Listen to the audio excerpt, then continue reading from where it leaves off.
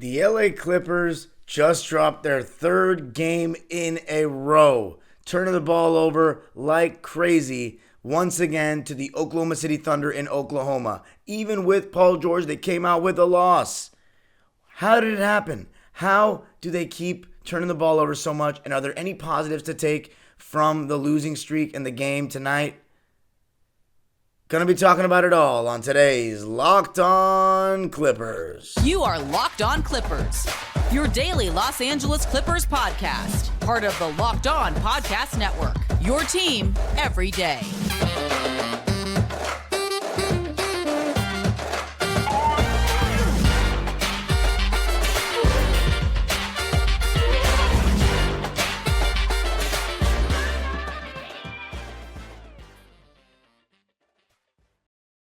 Yes, sir. You are locking in with the Clips. Thank you for making Locked On Clippers the first listen of your day, your team every day. I'm your host, Darian Vaziri, enduring my 18th year as a Clipper fan, and so far it has not been pretty. But before we get started, please make sure to subscribe on the YouTube channel and answer today's question. Are you concerned about the Clippers' start to the season? Comment on the YouTube channel. And remember to subscribe. It's the fastest way to grow the channel. We're almost at 1,000 subscribers. And of course, if you want to follow me, you can follow me on Twitter and Instagram at DimeDropperPod or subscribe to my YouTube channel, Dime Dropper. Already went live immediately after the OKC game to talk about it. But let's talk about it here on Locked On Clippers. And a couple of things to start with. Going to be talking about why the Clippers lost. Again, you can point to the turnovers. And a certain someone, Paul George, returned to the lineup today, and it was not, or returned to the lineup last night, and it was no different in terms of the result. And there are some positives, though. There are some positives, and I'm going to be harping on those as well, to not be all doom and gloom, because there are some good things that could translate into positive things in the coming games. So let's get right into it. The Clippers lose to the Thunder again, 118-110. We find out before the game that Paul George is going to play. Josh Giddey is out. Kawhi Leonard is out. Marcus Morris Sr. is out. And when I heard the news, I genuinely thought that it was going to be a win. Paul George is back in the lineup. I heard, though, after the game that he flew in from LA and he wasn't 100%. And you could clearly tell by watching him play in the game because not only was that not Paul George, the Paul George that you're used to seeing, he just didn't look like he was giving it that much of an effort out there. And I think the main theme from the Clippers' first three losses of this season, the three straight losses now, are a couple of things. One, turnovers. Again tonight, 19 turnovers to the Oklahoma City Thunder's 11. The Clippers can't take care of the ball right now. It's really bad, and it has to be a point of emphasis. You have to think that Ty Lue is preaching this, that the coaching staff is emphasizing to take care of the ball, and just to start games, it's all over the place. You got guys committing illegal screens. Norman Powell early in the game, another bad pass on a pick and roll with Ivica Zubats. Paul George had 3 turnovers. Terrence Mann had 3 turnovers. I think 2 of those were offensive fouls to start the third quarter from Terrence. But I don't mind those as much because he's really trying hard out there. And then 3 from Norman Powell as well, and 3 from Nico Batum, and 4 from Luke Kennard. So way too many turnovers in every game. It's just carelessness. And especially to start games, because that's what gets teams, young teams, like the Oklahoma City Thunder going. Another theme from the Clippers just in general, bad start again. Third straight game, the Clippers come out and take the first punch, not throw the first punch. They take it right to the face. And they're stumbling in every single game, and they're kind of getting back to their feet, but they ultimately end up getting knocked out every time. These bad starts need to stop. And in my opinion, the guys that actually are going to be part of the positive segment that actually had their best games of the season, at least in Norman Powell's case without a doubt, Norman Powell and Reggie Jackson had better games. But in the beginning of the game, it was just appalling. The whole team's defensive effort, but mainly Paul George, Reggie Jackson, and Norman Powell. Because Terrence Mann was out there guarding Shai Gilgeous-Alexander, and he was doing a good job as far as the best he can. He was getting into him, he was fighting over screens, and Ivica Zubac just continues to be great in general and great protecting the rim. And Zubac was doing that drop coverage, doing a couple of late switches, like when SGA would get below the foul line, Zoo would switch out onto him, and was doing a solid job containing, believe it or not, even though SGA still ended up having a 24-point, 5-rebound, 6-assist night. The Clippers also forced him to commit 3 turnovers, and he did shoot less than 50% with a 10-for-23 night. So I thought they just made him work harder. And there was a stretch in the second quarter where they were making him look a little frazzled. But in the first quarter, Ivica Zubac, I thought did a pretty decent job with those late switches. But the Clippers kept turning the ball over, and the off-ball lack of concentration was ridiculous as far as the starting unit. Norman Powell got taken out of the game at the 8-minute and 30-second mark of the first quarter. That was not a thing in the last couple of games. It was because he was playing poorly. He was second-guessing himself. He came off a screen and did not shoot a mid-range, and then he went all the way and turned the ball over like I just described. But the main thing that he was doing that was very frustrating, and it's immediately why Ty Lue put Luke Kennard in for him, is because he was getting beat backdoor by just ball watching, totally ball watching. And those are the things you have to prevent. And right when Norman Powell came out of the game, Reggie Jackson then is getting blown by. Zubac will step up to try to help, and nobody's helping the helper. Nobody from the corners or wings is rotating to help Zubac. It's crazy. You can't just be getting beat off one guy off the dribble and one pass. This isn't elementary school ball. You got to make NBA players make multiple passes. Where's the communication? Where's the being on a string on defense after you've lost 2 games in a row? It's just extremely disappointing for the Clippers to come out with a lack of urgency in the first quarter and have to play catch-up constantly. And one thing I will say is Luke Kennard did play well when he came in, but the Clippers going down 18 in the first quarter didn't bode well. And yes, they ended up regaining the lead, but you've given a team like Oklahoma City confidence. You've gotten Lou Dort, Trey Mann, these guys going by hitting their outside shots. Trey Mann was 4 for 7 from deep in the game. Lou Dort was 1 for 5 from deep, but he was 9 for 15 in the game with 21 points, and they let him get going in the first quarter. The Thunder led the first quarter 34-24 over the Clippers. And I will say, despite the fact that the Clippers did take a 7-point lead in a halftime, and I'm going to be going more in depth in the second segment about the positives thing and the story of the game. But the reasons why the Clippers lost, turnovers, as I said, with 19 of them. And if you're wondering, offensive glass, how'd the Clippers do there? Well, they actually out-rebounded the Thunder, 44-36, but the Thunder, again, got 3 more offensive rebounds, 13-10. And I think a lot of it was, again, just a lack of concentration, a lack of effort in stretches of the game. I think there were stretches where the Clippers played with effort, actually, and intensity, but it wasn't consistent. And one thing I talked about in the last episode was they need to focus for 4 quarters to win this game, to break this little skid, and they didn't. They played well in the second quarter, towards the end of the first quarter, and stretches of the fourth quarter. The Clippers did come out in the third quarter up by 7, but the perimeter defense, again, to start the third quarter, no good. Reggie Jackson and Norman Powell started hitting shots and were a big reason why the Clippers had such a great second quarter. But Reggie Jackson was getting beaten off the dribble fairly easily. His effort, his closeouts, the way he was moving on defense was just very lackadaisical. And Norman Powell was just, I don't mean to sound harsh, but kind of a cone on defense. He had maybe 1 or 2 decent defensive possessions that I noticed. Got a couple of rebounds, 3 to be exact, all of them in the first half. But he got blown by a good amount. He got beat backdoor a good amount. Even Robert Covington got blown by fairly easily. The perimeter defense outside of Terrence Mann was non-existent. Paul George a couple times. I just rewatched the highlights. Got blown by a couple times. Terrence Mann, Ivica Zubac, Nico Batum are the only guys so far that are, and John Wall, honestly, are the only guys consistently putting in a shift defensively. I think Luke Kennard is trying. I think he's trying his best. He's just not the best defender. And he only played 17 minutes as a result, even though he shot 4 for 5 and 2 for 3 from deep. Had 10 points. Wasn't even a bad game for Kennard, but you saw other guys get a chance. And Robert Covington, despite the fact that he was +6 in the plus-minus category, didn't think he was that good. He had 3 points on 1 for 2 shooting. He made a contested 3. I wasn't necessarily happy he took it. And that was in the second half when the when the Clippers were down by...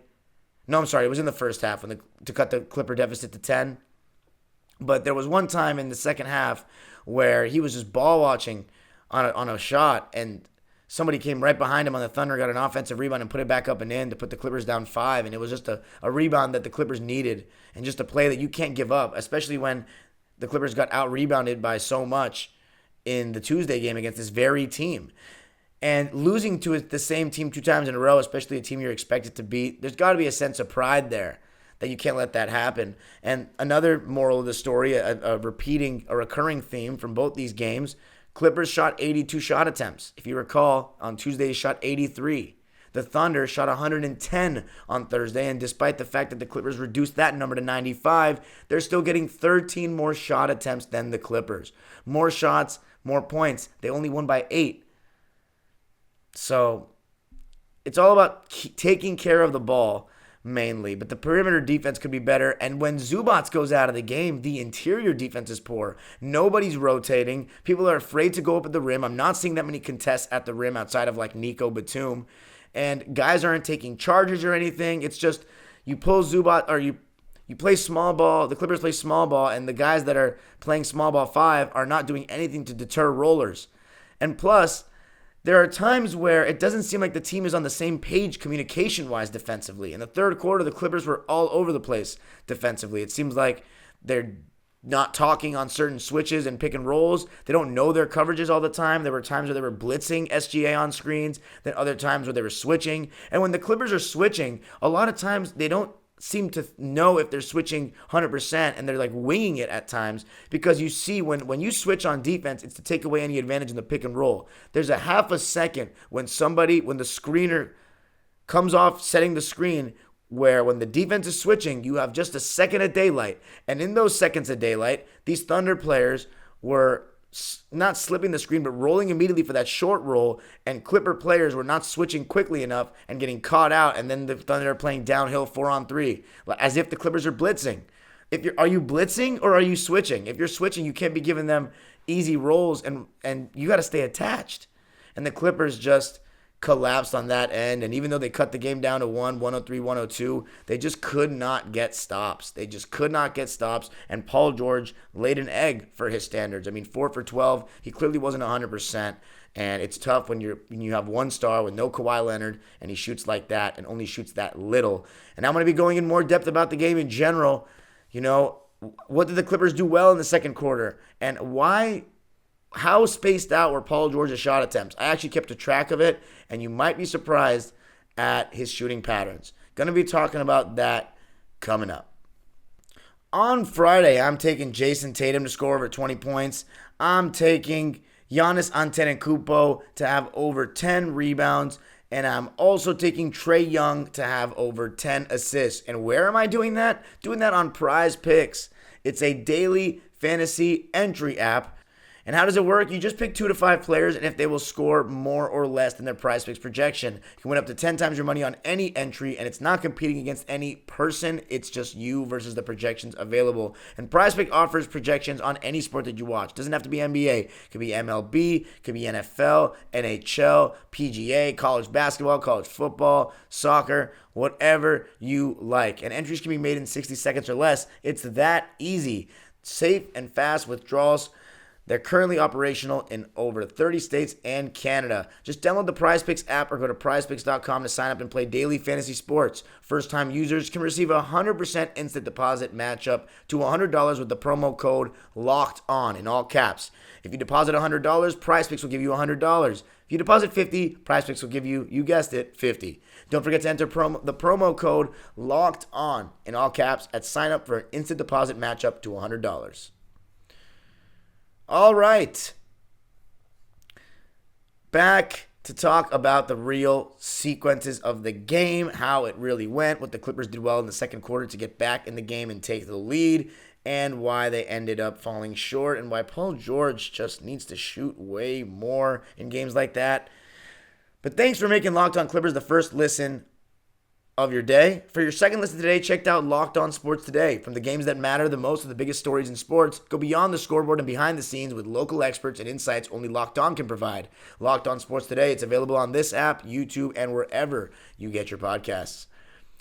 So let's go through it. Again, first quarter, I really went over it in the first segment, but the defensive intensity from the guards especially was just not there. People getting beat backdoor, Clippers turning the ball over too much. But thankfully, Ivica Zubac is just still playing very well. I mean, he's rebounding, again, surpassing his career high that he set this season with 17, again with 18 rebounds and 12 points. And what did I say so much, Clipper Nation, before the season? I said if Ivica Zubac gets 30-plus minutes, he's averaging a double-double with ease. But already in the first quarter, PG wasn't shooting enough. He shot 12 times. 12 times. We had the same conversation about the Phoenix game. Kawhi Leonard's not playing. You need to be hoisting. You need to be shooting 20-plus shots. I know the Clippers are deep, but when Reggie Jackson and Norman Powell are not proving that they are right now worth the price of admission, even though they played well in this game, and that's probably why Paul George backed off a little bit. But you can't give him that. You can't give him that excuse because he's so good. And plus, even though he was sick, he's done this when he's not sick. We were just having this conversation against the Suns. So Paul George needs to be aggressive, even if he can't get to the mid-post and fight for post position as much because he's under the weather. Even if he can't get to the basket as much because he's under the weather. He needs to be hoisting shots up there, especially when the Clippers are down. You know, the Clippers, when Paul George is the best player on the court, you see a big difference. I said it last episode. The best player on the court can dictate a lot. Shai Gilgeous-Alexander was that in 2 straight games. Paul George needed to be on that level or better in this game.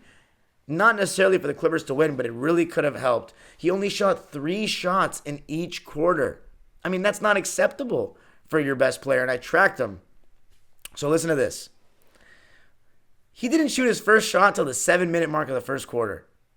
You know, at the end of the day, I get that Paul George is supposed to be a creator for this team, but what's Paul George's best attribute? What's the thing the Clippers need most from him? To put the ball in the basket, point blank, especially with Kawhi out. And he's not shooting a shot till the 7-minute mark? I don't like that.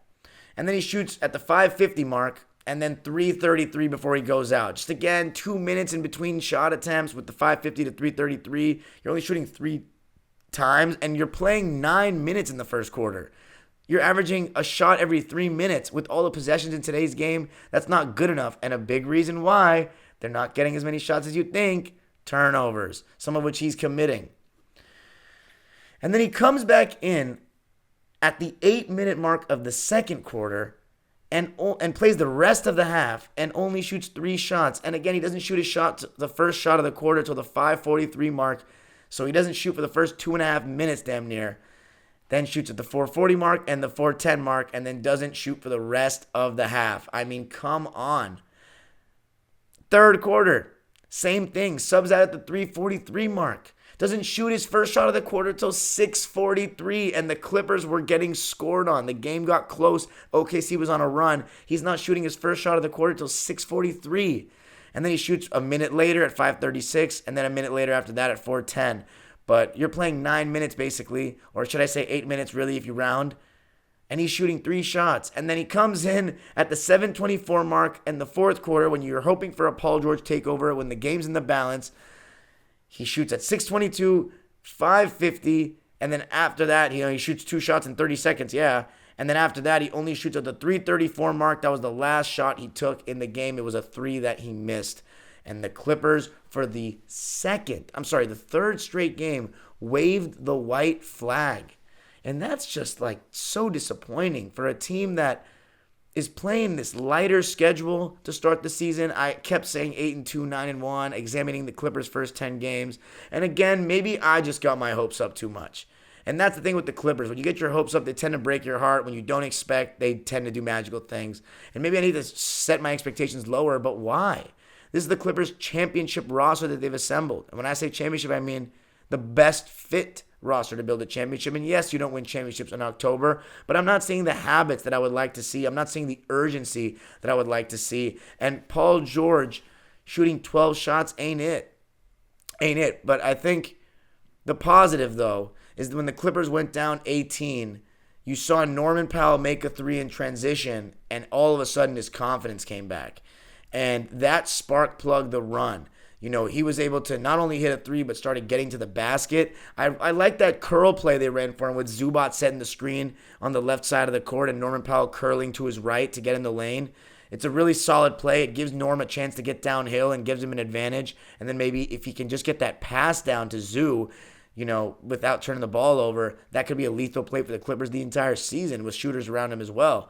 I thought Paul George did a pretty good job as point forward at times of looking for that play, but at times just a little too much. And one thing Paul George was doing that I was like, why is he doing this? He kept rejecting the screen from Zubac and going the opposite direction instead of taking the screen, mainly the latter half of the second quarter.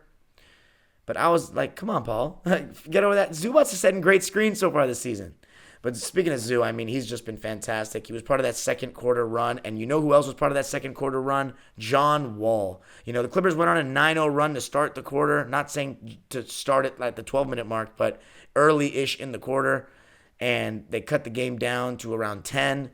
Norman Powell hit his second three, and Reggie started getting going. All it took was a layup coming off a screen, and he started taking advantage of that drop coverage, hitting his floaters. So that was positive. When Norman Powell and Reggie Jackson started hitting shots, I was thinking the Clippers are going to win the game. And John Wall, again, doing what John Wall does best, pushing the pace, getting to the basket, getting and ones, constantly putting pressure on the defense and looking like the only Clipper to get 2 feet in the paint consistently. And I also think Terrence Mann was doing a really good job on Shai Gilgeous-Alexander as primary defender in those minutes. The Clippers small ball did a good job in the second quarter, but I don't think it was because of the small ball being great. I think it was just the Clippers playing better offense and John Wall, Norman Powell, and Reggie Jackson starting to make shots. But I don't like those 2-3 guard sets personally. I know right now the Clippers don't have much of an option in terms of, Marcus Morris and Kawhi are both forwards out. But Reggie Jackson and John Wall in the same lineup is iffy to me. But Reggie Jackson, John Wall, and Norman Powell in the same lineup is way too small in my opinion. And the Clippers rotating at the rim is non-existent with those three because they're small. But I did think in the second quarter you saw the best of the Clippers. You saw hard hedging on the pick and rolls from Zubac and blitzing SGA. And SGA got 2 offensive fouls. I thought one was a bad call, but one was a charge taken by Reggie Jackson. And you see the defensive intensity increase when shots start to fall. Not necessarily Norman Powell in particular maybe, but even Norman Powell in that second quarter, Reggie Jackson, when they started hitting shots, their whole energy changed. And obviously when you make shots, you get to set your defense. It's just momentum. I don't think there's a bigger momentum sport than basketball.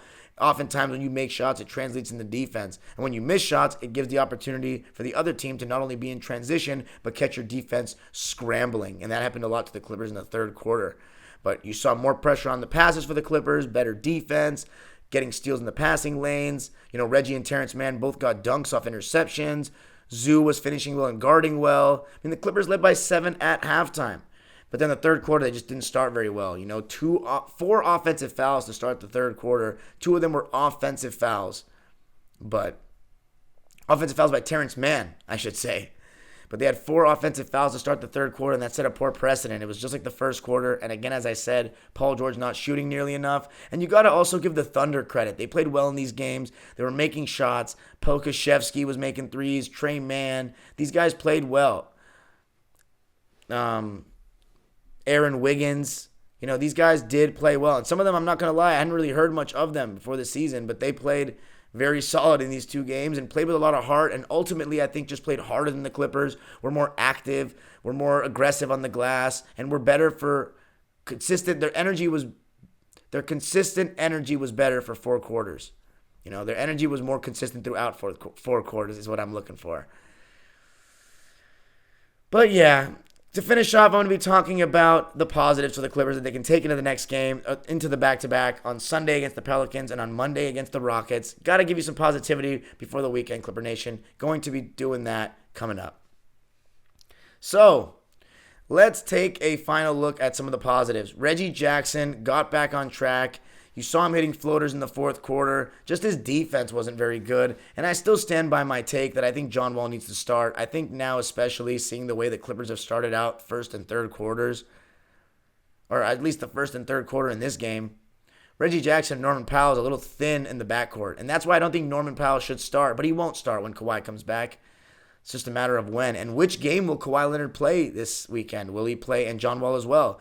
Will they play against the Pelicans or will they play against the Rockets?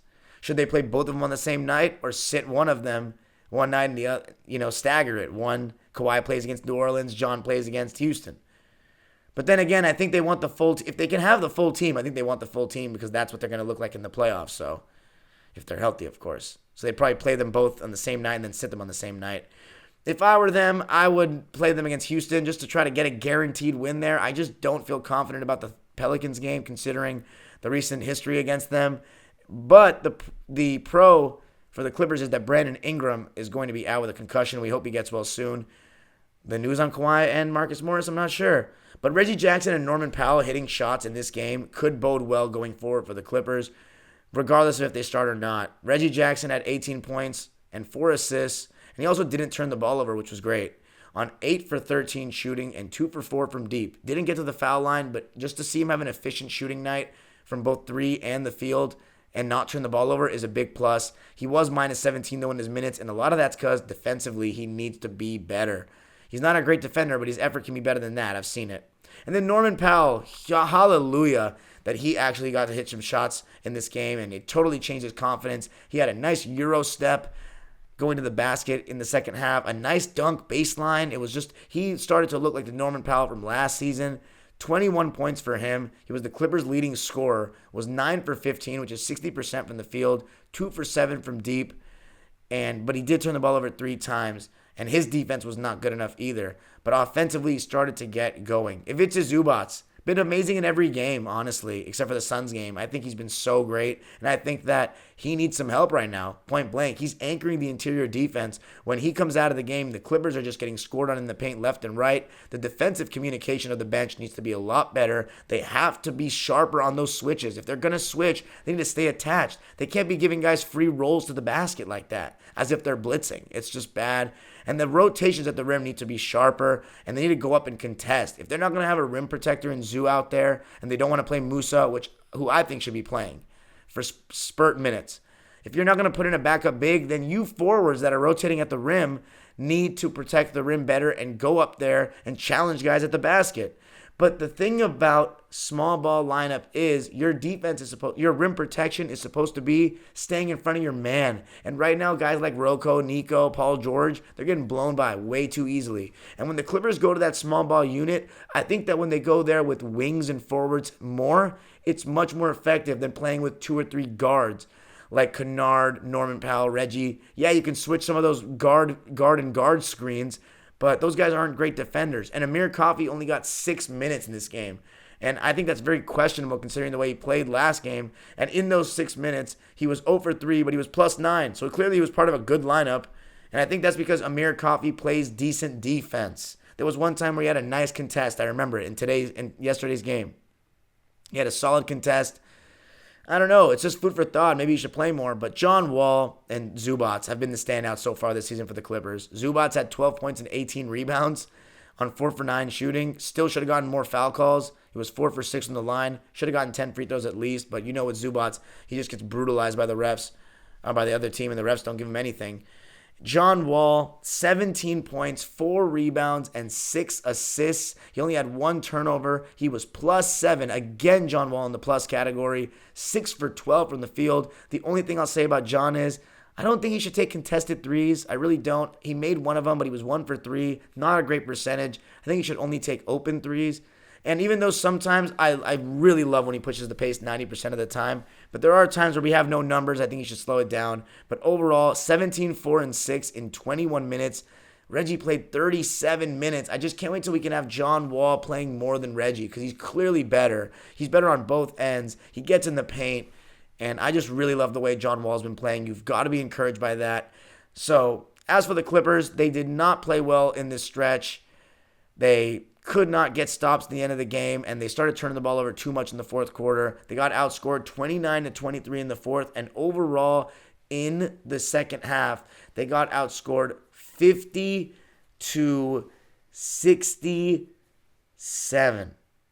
I'm sorry, 63. No, 65. I'm sorry.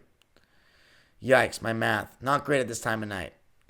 But 50 to 65. It was not very pretty. But back on Sunday. Back on Sunday against the Pelicans. It's a 12 o'clock game, so set your alarms.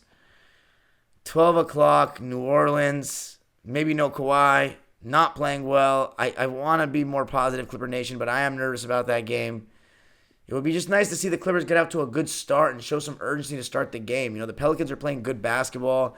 They started out 2-0, but Zion has been injured. He got injured against the Jazz and missed the game.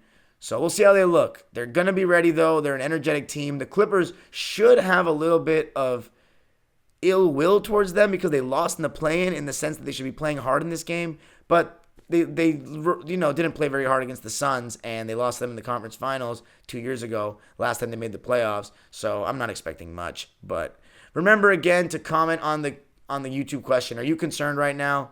Are you panicking yet? I wouldn't hit the panic button just yet. It's still really early. Still very early. Still need Kawhi back. Still need John back. It's just a matter of when is that going to happen? When are the restrictions going to be lifted? And when are the Clippers going to be able to start building continuity? My fear is when the season continues, players will actually be injured. And the Clippers are going to be playing better teams. That's why I really wanted to get these wins against Oklahoma City, but on New Orleans. I had the New Orleans game chalked up as a loss. So if the Clippers can win there, it makes up for one of the OKC losses. In my, preseason kind of looking at the first 10 games predictions. But remember, you can follow me on Twitter and Instagram at DimeDropperPod. And of course, to subscribe to Locked On Clippers on YouTube. Thank you so much. Have a great weekend, Clipper Nation. Try to stay positive. And for those of you going to the game on Sunday, I won't be there because I'm working the Rams game at SoFi Stadium against the 49ers. But if you are there, make some noise. Those Sunday games can be quiet at times. They need it. And by the way, if they play badly, I don't know, don't be afraid to boo or something. Make some noise, point blank. They need to hear that the fans are there, regardless, win or lose. But have a great weekend, Clipper Nation. And you know the age-old proverb, go Clippers. I feel like we're going to bounce back. We're going to.